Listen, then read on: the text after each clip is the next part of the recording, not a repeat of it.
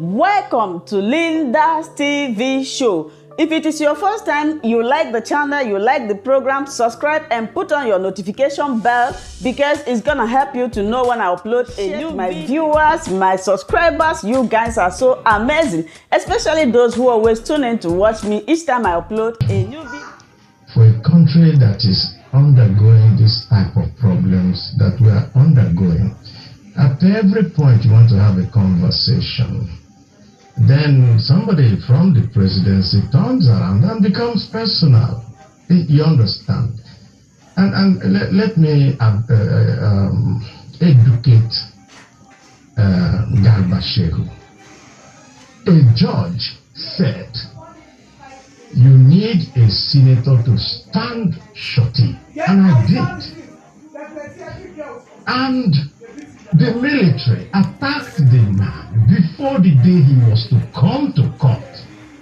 And he escaped for his life. Then turning around, oh, you stood shorty for a criminal. What makes him a criminal? That is carrying flag and saying, I want another country. Is he carrying AK-47 in the bush and kidnapping people and killing people? So that is why it's always very difficult to have a conversation. The reason is that at all times, when you want to have this conversation, there's a fallback to okay, this is the situation, so why should we listen to you? What we cannot run away from right now is that there is a rhetoric of hate, a rhetoric of suspicion, a rhetoric of distrust. That is prevalent even amongst the elite. I mean, this morning we're seeing on one of the papers, governors at war.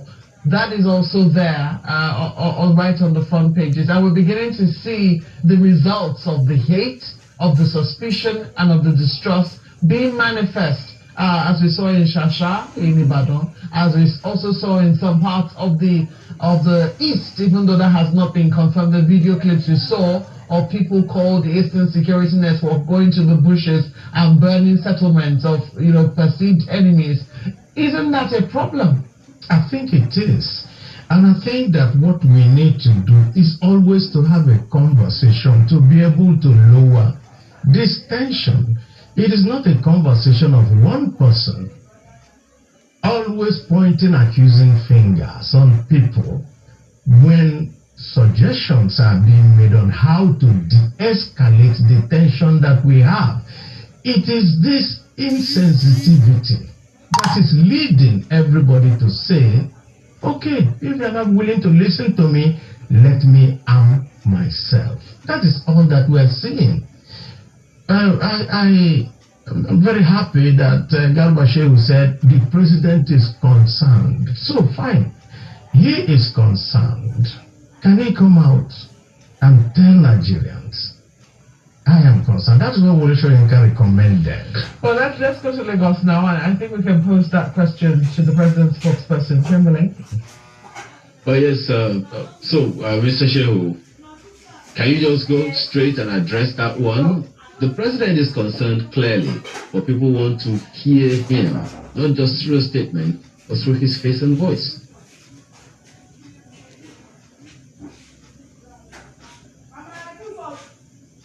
Unmute yourself. Please unmute, your device so we can hear you better. When Femi Adesina or myself speak for the president, people should accept that it is the president that is speaking. For the president, for this president, for him, it is the actions that should speak for him. He's not a showman. He doesn't have to be there. And for God's sake, let's be understood. We're not trying to personalize anything. Senator Abaribe dwelled a lot attacking President Muhammadu Buhari, saying that President had never, even at a rhetorical level, spoken against this kind of violence. That is most uncharitable. So we are not personalizing. People should not personalize. This country has problems. It requires the involvement of everyone. All hands must be on the deck to solve these problems. Yes. Community leaders have a role. Senators have a role. Everyone has a role.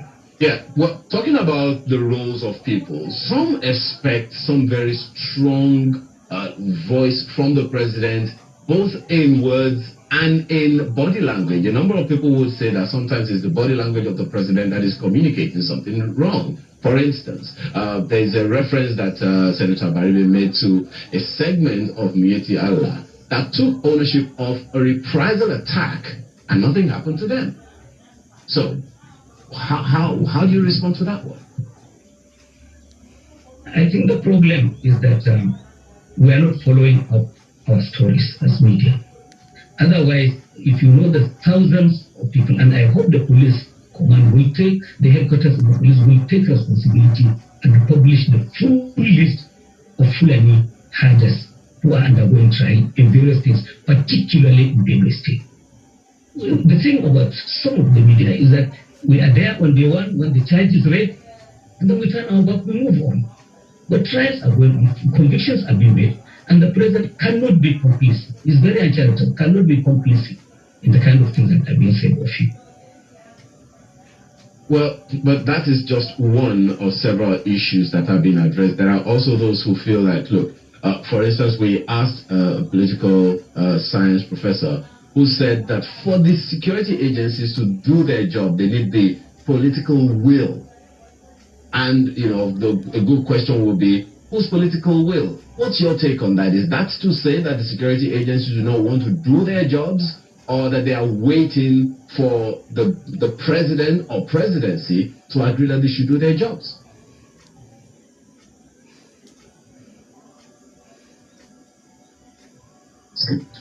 It's happening, and yet to be appreciative of the enormous risks that our security people are taking. They are making it possible for you and I to sleep well because they are exposing themselves on the front lines. So for anybody to say there is no political will, is anybody complaining? Is the IG of police saying he's unable to do his job because he doesn't have support?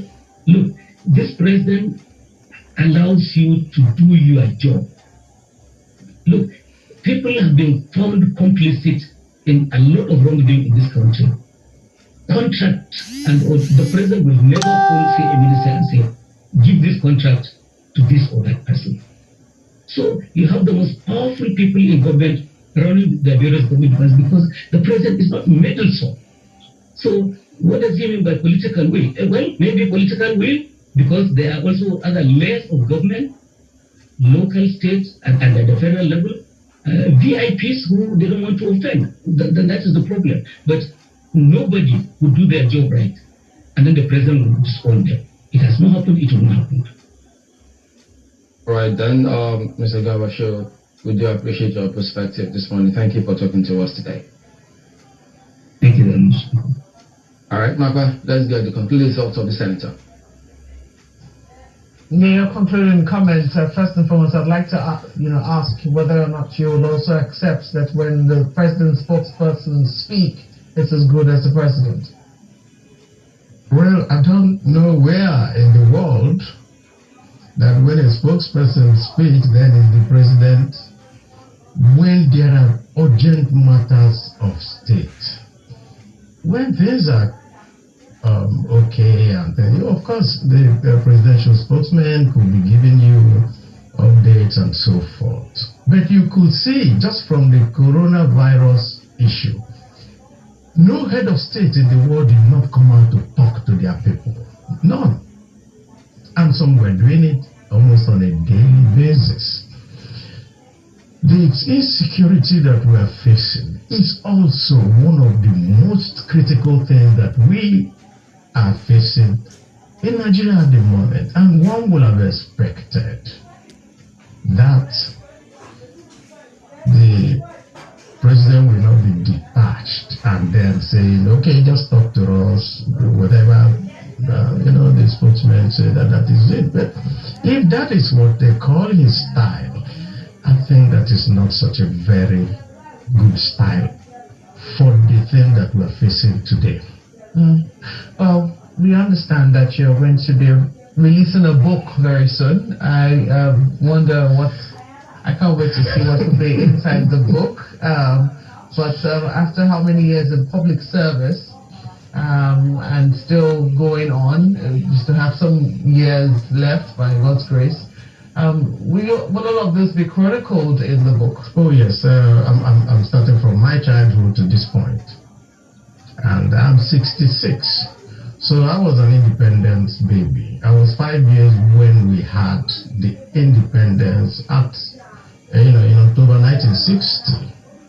And so, there are a few vignettes, a few stories that are told inside there of the possibilities of Nigeria.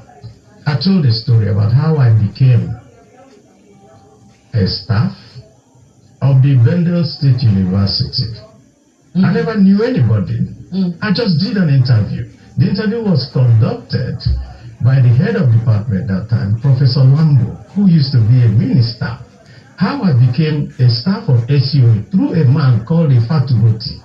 Those are the things. Nigeria was better. Are you still hopeful for this country? Of course. Okay. Of course, I still hope that Nigeria will go back to that, where we don't need somebody calling me to say, please give me a letter so that I can go and get a job. It's a fine place to live it, Senator. I certainly look forward to the release of that book and the stories that will be written in it. But we have to thank you so much for coming on this morning. Hi, welcome to my channel. If this is your first time or first day of coming across my YouTube channel or seeing my face, you are highly welcome. Herzlich willkommen zu meinem Kanal.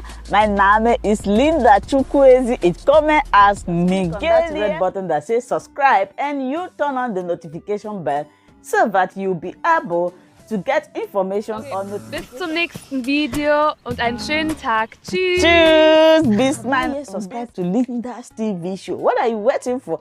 Click on that red button that says subscribe. You turn on the notification bell so that you'll be getting more updates from me. Leave your comments down below and share this video with your friends, families, and colleagues until we meet again in my next video. Bye bye.